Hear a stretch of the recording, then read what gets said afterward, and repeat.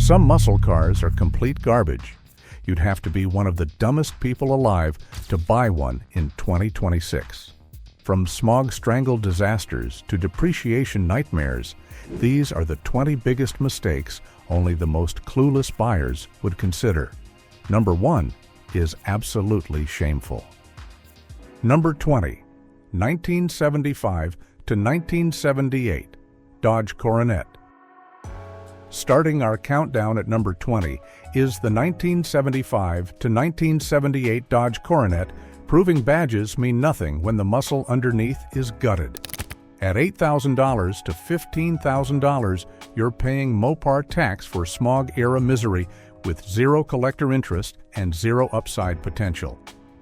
These boats came with 318 and 360 V8s, producing maybe 150 to 180 horsepower, moving nearly 4,000 pounds with all the enthusiasm of a dying shopping cart being pushed uphill by your grandmother.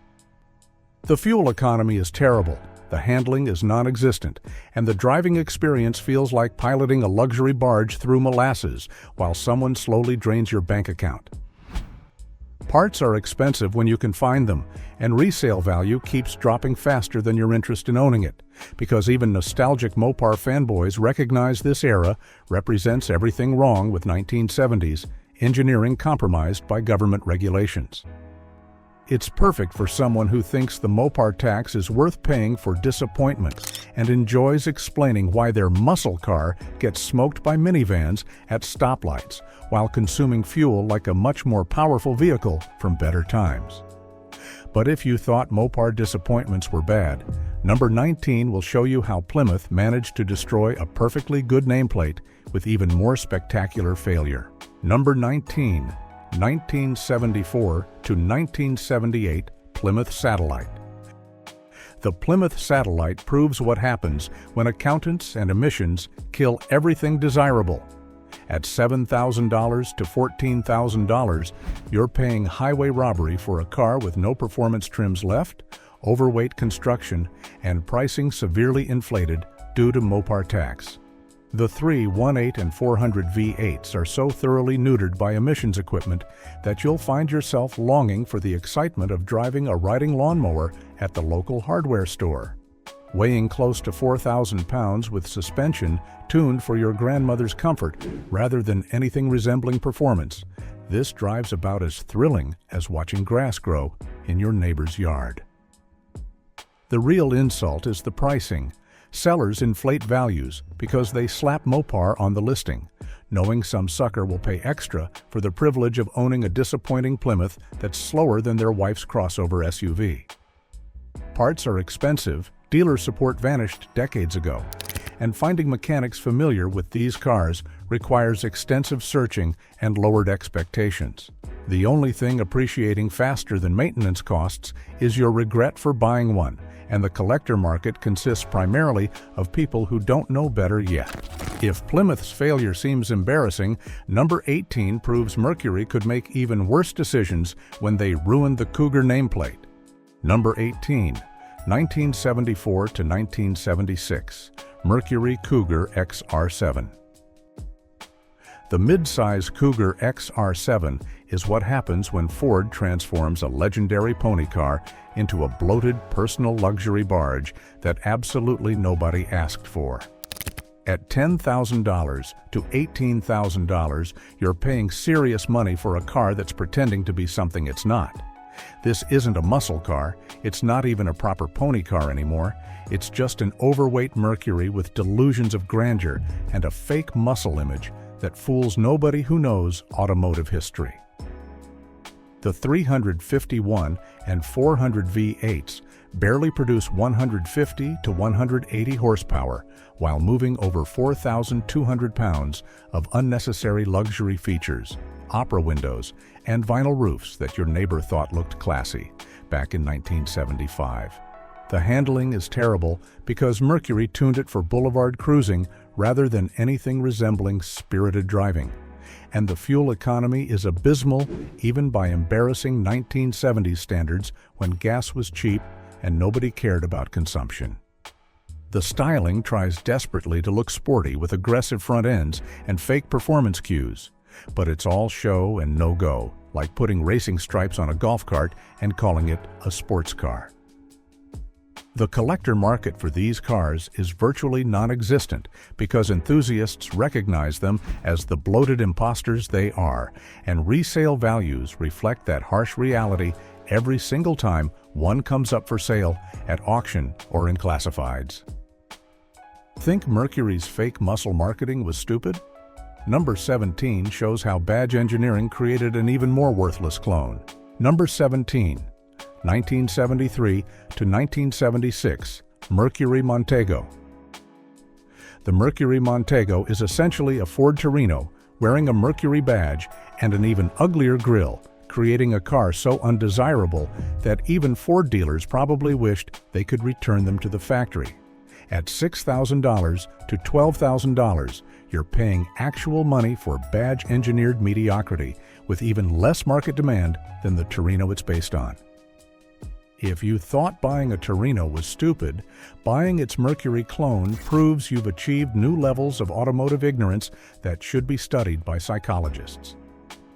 Under the hood, you'll find the same smog-strangled 351 and 400 V8s that made the Torino disappointing.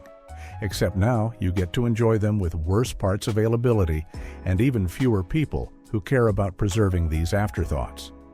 The car weighs nearly 4,000 pounds with suspension so soft you'll feel seasick driving on regular highways, and the brakes require so much advanced planning you'll need to start stopping for red lights while they're still green 3 blocks away. The styling is aggressively mediocre, with chrome details that try desperately to justify the Mercury premium, but instead just make the car look like a Torino that's trying way too hard. Resale value is terrible because the market for mid-1970s Mercury products is smaller than the market for honest politicians, and finding parts requires either deep pockets or lowered expectations about what restored actually means. But Mercury's badge engineering crimes pale in comparison to number 16, where Ford created an elite model that's elite at absolutely nothing. Number 16. 1974 to 1976, Gran Torino Elite.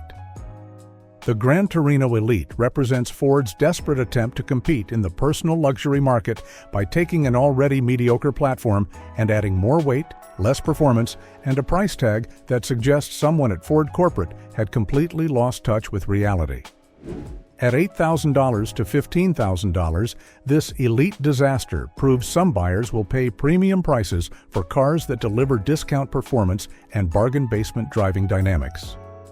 The elite isn't elite at anything except disappointing owners and depreciating rapidly the moment you drive it off the lot, which happens faster than you can say buyer's remorse. Ford marketed this thing as a sophisticated personal luxury car for the upwardly mobile professional. But what you actually get is a heavy Torino with opera windows and enough vinyl to upholster a small apartment building. The available 351 and 400 V8s producing pathetic horsepower numbers struggle to move the car's 4,200-pound bulk with anything resembling urgency, creating acceleration times that make geological processes seem rapid by comparison. The suspension is tuned for straight-line boulevard cruising, which means any attempt at cornering results in body roll so severe you'll need Dramamine for the passengers and possibly yourself. The interior tries for luxury but achieves only expensive-looking plastic, and the build quality is typical mid-1970s Ford, meaning things rattle, squeak, and fall apart with impressive regularity. If Ford's personal luxury failure seems bad, number 15 proves the standard Torino is even more worthless despite looking tough. Number 15, 1973 to 1976, Ford Torino. The Ford Torino from these years looks like it should be fast with its aggressive styling and NASCAR heritage, but the reality is this thing moves like sludge through a clogged drain. Priced between $7,000 and $14,000, The Torino represents everything wrong with 1970s automotive design. Lots of visual aggression backed by absolutely zero actual performance. This is a car that looks tough in photos, but disappoints immediately when you turn the key and discover what Ford's engineers did to these once proud engines after the EPA got involved. The Torino came with various V8 options, including 351 and 400 cubic inch engines that sound impressive until you realize they're producing maybe 150 to 180 horsepower after emissions equipment strangled every ounce of life from them.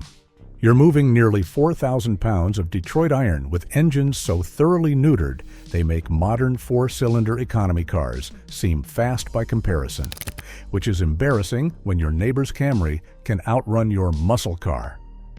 The handling is terrible with vague steering, soft suspension that wallows like a boat, and brakes that require you to start planning your stops about 3 blocks in advance. The fuel economy is atrocious even by 1970s standards, achieving single-digit miles per gallon in city driving while providing none of the performance that might justify such ridiculous consumption. Think the standard Torino is disappointing? Number 14 proves Buick could make even less exciting mid-sized disasters. Number 14, 1975 to 1977 Buick Century. The Buick Century from these years represents peak automotive mediocrity. A car so thoroughly average and uninspiring that it makes beige seem like an exciting color choice. Priced anywhere from $6,000 to $11,000, the Century suffers from the exact same problems as the Chevrolet Malibu, but with even less collector interest and market demand, because at least Chevrolet has some brand cachet in the muscle car world. Buick, meanwhile, is associated with retirement communities and early bird specials, not performance or excitement that gets anyone's blood pumping. What makes the Century particularly worthless is that it combines Buick's luxury-oriented engineering philosophy with the smog-era powertrain disasters that plagued all GM products during this dark period. The available V8 engines produce embarrassing horsepower numbers, while the car's suspension is tuned for highway comfort rather than anything resembling spirited driving. You're getting a heavy, slow, comfortable car that appeals to nobody. It's too boring for enthusiasts, too old for practical daily driver consideration, and too common to have any collector value whatsoever. The styling is forgettable corporate GM design with none of the aggressive cues that might make it interesting. And the interior is typical mid-1970s GM plastic and vinyl that ages about as well as milk left in the sun. But the Century's boredom is nothing compared to number 13, where Buick destroyed the GS nameplate completely. Number 13, 1973 to 1977, Buick GS. The Buick GS from these years is perhaps the saddest example of a legendary performance nameplate being reduced to complete worthlessness. The letters GS once stood for Grand Sport and actually meant something. Now they're just badges slapped on a Colonnade Buick that has absolutely no performance credentials whatsoever. Priced between $8,000 and $15,000, you're paying muscle car money for what's essentially a Buick Century with some stripes and badges, proving that marketing can fool people decades after these disasters left the showroom floor. The GS name with no GS power is criminal. These cars came with soft suspension tuned for Buick's traditional luxury-oriented customer base, meaning any attempt at spirited driving results in body roll so severe you'll think you're on a boat during a storm. The available engines, including 350 and 455 V8s, sound impressive on paper, but produce so little actual power after emissions strangling that they're slower than modern minivans your wife drives to soccer practice. We're talking about 0 to 60 times measured with calendars rather than stopwatches, quarter-mile performance that's embarrassing at any cars and coffee gathering, and handling that makes shopping carts seem nimble by comparison. The styling tries to maintain some aggression with hood scoops and bold graphics, but it's all cosmetic fakery designed to trick buyers into thinking they're getting a performance car. If Buick's GS failure wasn't bad enough, number 12 proves full-size Oldsmobiles are even more worthless. Number 12, 1973 to 1977, Oldsmobile Delta 88 Royale. The Oldsmobile Delta 88 Royale is a full-size boat that some delusional sellers are trying to pass off as collectible muscle cars, which is about as accurate as calling a cruise ship a speedboat. Priced anywhere from $6,000 to $13,000, this land yacht represents everything wrong with buying cars based on nostalgia rather than actual market reality. The Delta 88 isn't a muscle car, never was a muscle car, and never will be a muscle car. It's a comfortable highway cruiser for people who think driving should feel like sitting on their living room couch. This Oldsmobile Whale weighs over 4,000 pounds and comes with smog-strangled V8 engines that produce barely enough power to get out of their own way. The 350 and 455 engines available in these cars are so thoroughly neutered by emissions equipment that they deliver less horsepower per cubic inch than almost any modern engine, while consuming fuel like it's their job. The handling is non-existent, with steering so vague you need to plan your lane changes several seconds in advance, and the brakes require the kind of forward thinking usually reserved for retirement planning. Expensive parts are a given because full-size Oldsmobile components are neither cheap nor plentiful, and finding someone who specializes in maintaining these boats requires locating the 3 remaining mechanics who care about 1970s Oldsmobiles. Think full-size Oldsmobiles are worthless? Number 11 proves even the legendary 442 nameplate couldn't survive the smog era. Number 11, 1975 to 1977, Oldsmobile 442. The Oldsmobile 442 from these years represents one of the most fraudulent uses of a legendary badge in automotive history. This 180 horsepower disaster is slower than modern minivans while wearing a nameplate that once commanded respect and fear on the streets. Priced between $10,000 and $18,000, these badge-only muscle cars prove that some buyers care more about decals and stripes than actual performance, which is exactly the kind of stupidity that keeps worthless cars overpriced in today's market. The numbers in 442 originally stood for 4-barrel carburetor, 4-speed transmission, and dual exhausts, all performance features that meant something when the nameplate was introduced. By the mid-1970s, those numbers are completely meaningless marketing garbage, and you're left with an Oldsmobile Cutlass that has some appearance packages and barely enough power to merge onto highways. The available engines produce so little horsepower that you'll spend more time being passed by traffic than actually passing anyone else. And the performance is so uninspiring that you'll find yourself making excuses about gas mileage and comfort just to avoid admitting you bought a slow car with a fast car's name. The handling is typical mid-1970s GM mush with soft springs, vague steering, and enough body roll to make passengers seasick. These cars are slower than modern minivans, which means your neighbor's Honda Odyssey will absolutely destroy you in any stoplight situation. If you're enjoying this countdown of automotive stupidity, do me a favor and smash that like button, drop a comment telling me which of these disasters you've actually seen someone overpay for, hit subscribe, and click that notification bell so you don't miss our next reality check on automotive garbage that shouldn't still be overpriced. Number 10. 1973 to 1977, Oldsmobile Cutlass Supreme. The Cutlass Supreme was built in such massive numbers that calling them collectible is like calling McDonald's hamburgers rare delicacies. At $7,000 to $14,000, these Grandma spec cruisers were America's best-selling car, meaning they're as rare as pigeons in parking lots. These weren't muscle cars. They were comfortable family transportation with V8s producing embarrassingly low horsepower. The 260, 350, and 403 V8s deliver performance that would embarrass modern four-cylinders while consuming fuel like larger vehicles. Prices are inflated by clueless buyers thinking anything with an Oldsmobile badge and V8 must be collectible, despite millions being built. Most should be recycled rather than restored. Number 9. 1971 to 1976 Pontiac Catalina.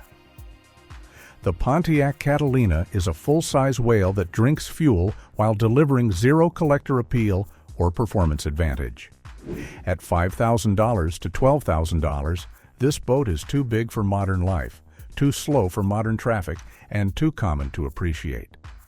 Weighing over 4,000 pounds, the 350, 400, and 455 V8s produce maybe 150 to 175 horsepower, creating acceleration measured with sundials.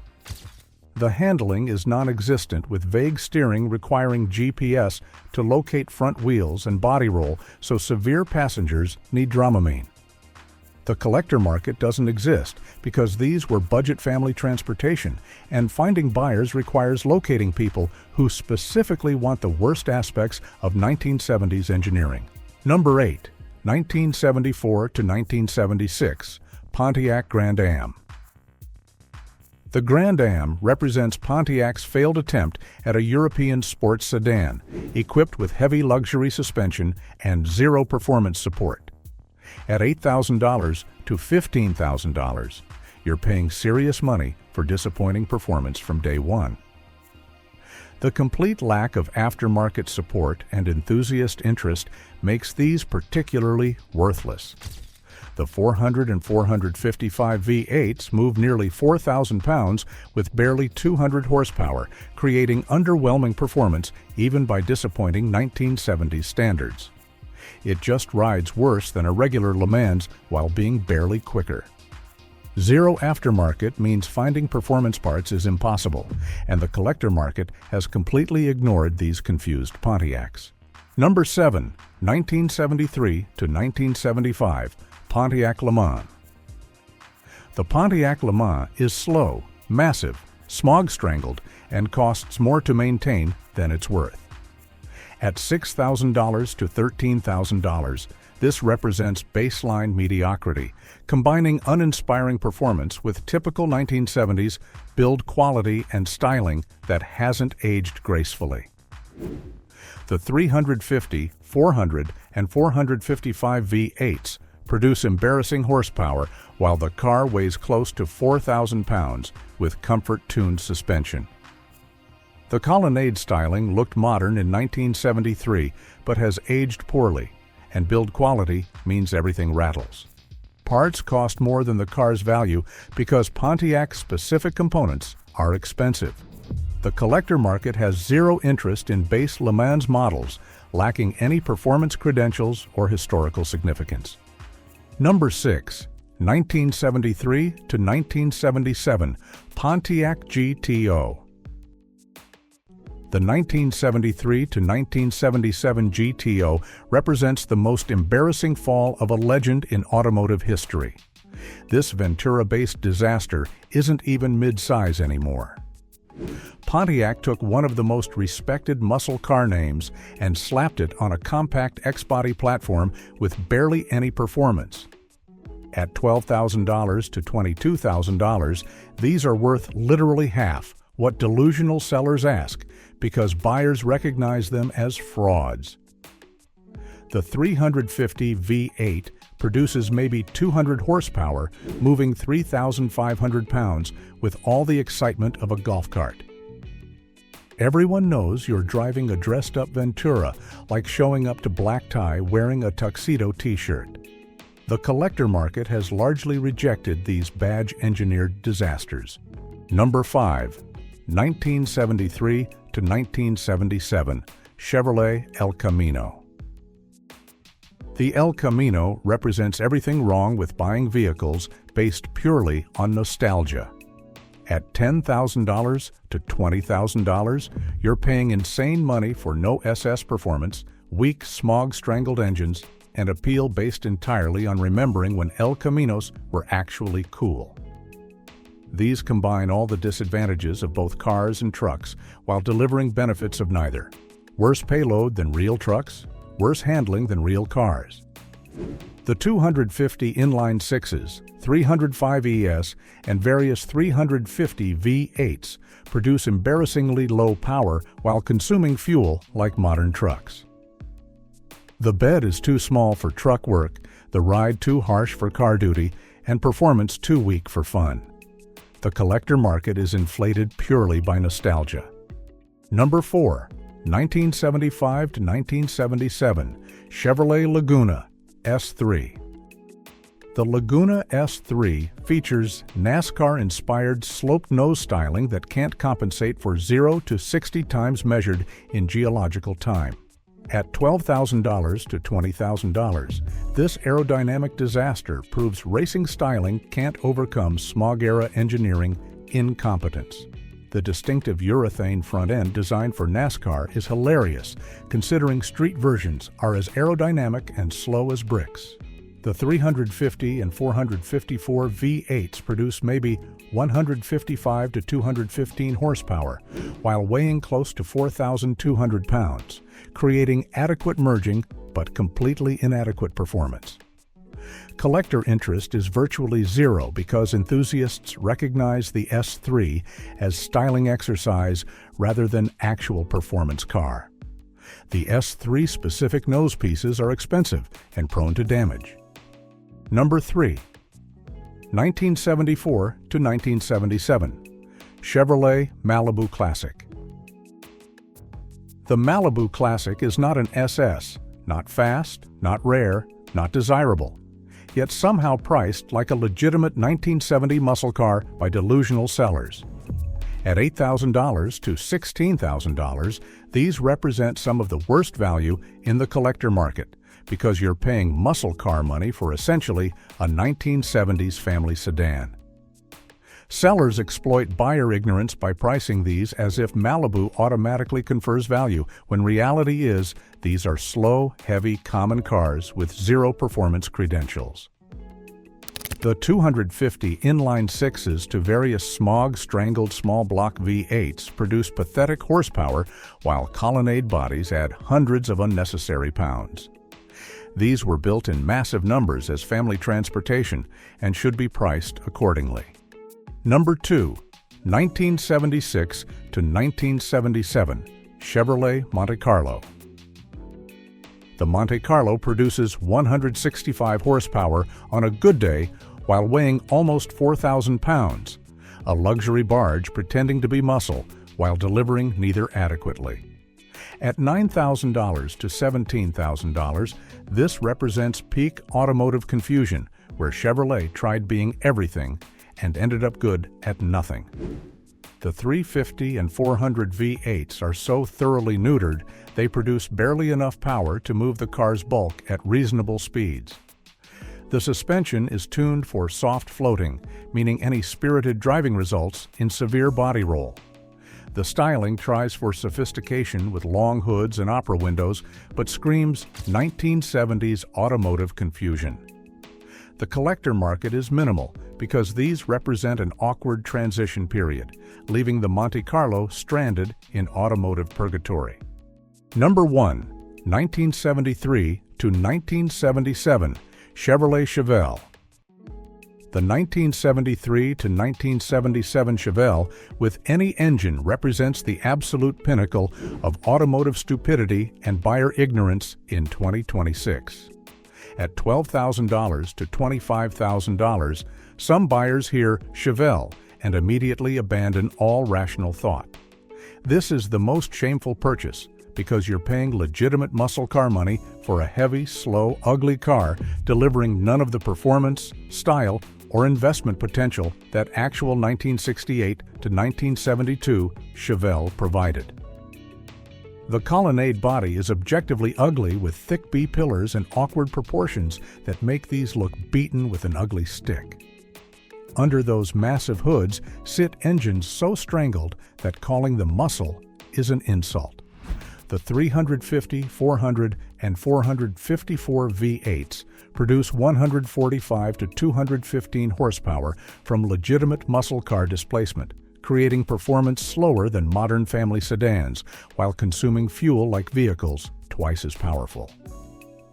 These Chevelles weigh close to 4,000 pounds with terrible handling, yet remain massively overpriced, purely because idiots hear Chevelle and think they're buying something collectible. You could buy an actual 1968 to 1972 Chevelle SS for not much more and get a car that's actually desirable, actually performs, and actually appreciates. Instead, people buy these disasters and wonder why their investment loses value every year. There you have it, 20 smog-era muscle cars that'll drain your bank account faster than they drain their gas tanks. From Ventura-based GTOs to Colonnade Chevelle, these prove nostalgia and good financial sense rarely intersect. Hit that subscribe button so you don't miss our next reality check, and check out the video on your screen. Thanks for watching, and remember, just because it's got a V8 doesn't mean it's worth your money.